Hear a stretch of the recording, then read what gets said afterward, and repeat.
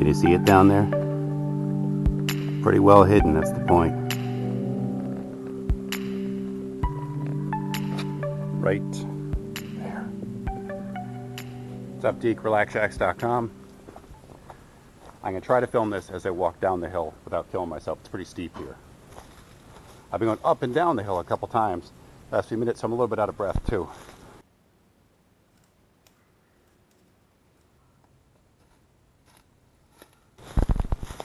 By the way, Tiny House Summer Camp 6 is happening very soon. Fully hands-on, guest speakers, live building, camping, more. That hurt. RelaxShacks.com to check it out. So, backstory in this, I'll show you in a second, and I'll show you the kind of the payoff view in a little bit if you stick with me. But last year, over a day or two, with a 10-year-old at the time and a 6-year-old, I kind of guided this project, which is this. A simple little open-air treehouse for now, and hear me out, in the swamp. Well, not really a swamp, it's a bog, little cove of a lake in Maine.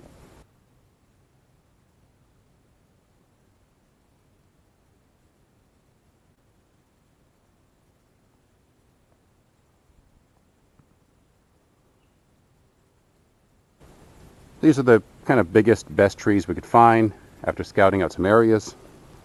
We plan to put some mosquito netting. Again, this is not done. We worked on it like one day this year, 1 or 2 days last year, and it's been this ongoing project while we're on vacation. So for starters, bear with me if this is all stuff you know or don't care about. These trees are stout enough where I didn't really have to worry about allowing this thing to move. It's been here for over a year. It's fine. There's no signs of stress. Those boards are spaced out a little bit from the tree for drainage. There's a slot right there that I cut in case I want to put a big old lag screw in there later to allow for movement and take those timber locks out. There eventually will be not a ladder, but a ramp that goes down to the ground here so that people of all ages can come up here to check out the view.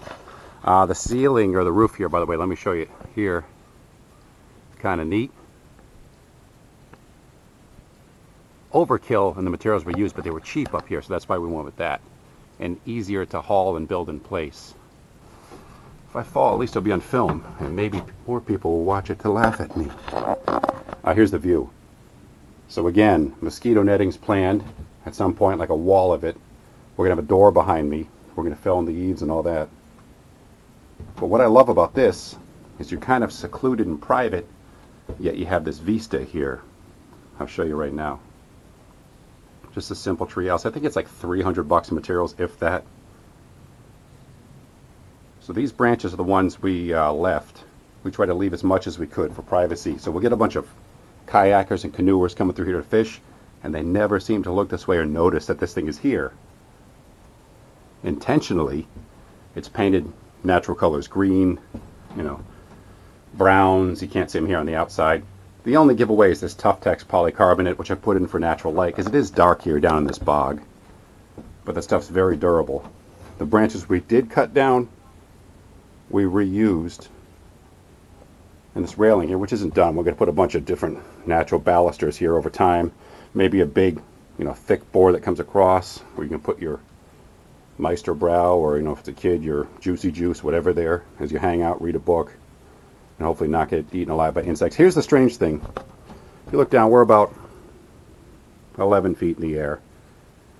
And it seems, when I'm up here, the mosquitoes, they tend to not hover above a certain height.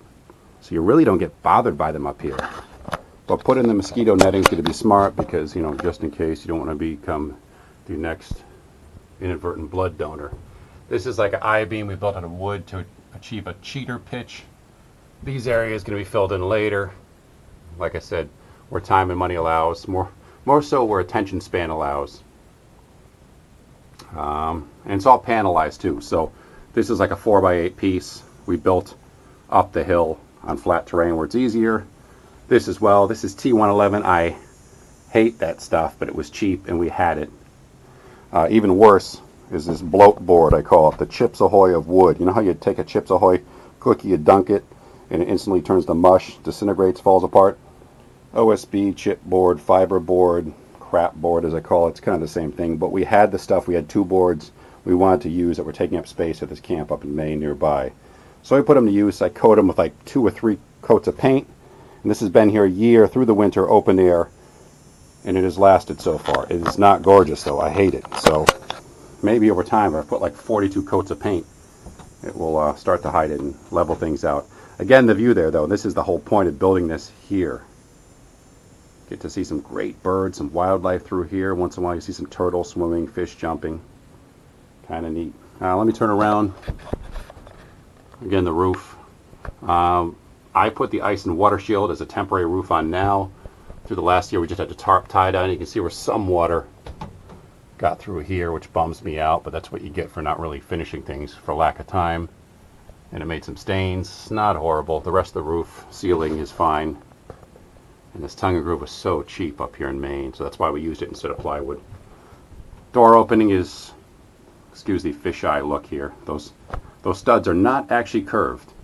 Door opening is 2 feet wide. We're going to put something there with kind of a cool makeshift like porthole or opening in it to give this thing security, if you want to call it that, privacy. We were flirting with the idea of carving out some angular bunks, maybe 2 here, so little kids, could, or kids big and little could sleep out here. They run from here to here, so you could put something in here, some benches to sit on, to camp out on. If I owned this land, it would be so nice to build something more permanent, more sizable, insulated and all that as your getaway. Heck, I'd like to live in a treehouse out here. My wife sees it otherwise, though. Happy wife, happy life. Minus a treehouse, though. All right, it's humid as heck, so I'm getting out of here. Bugs haven't bothered me yet, though. Case in point, not that you could see them. I'm Deke. Thank you guys for watching. I appreciate your viewership. I will see you guys later. If you got any questions about tree houses, anything like that, let me know. I try to check the comments at least for the first few days. After that, I have like 500 videos, so it's really tough to get to any of them.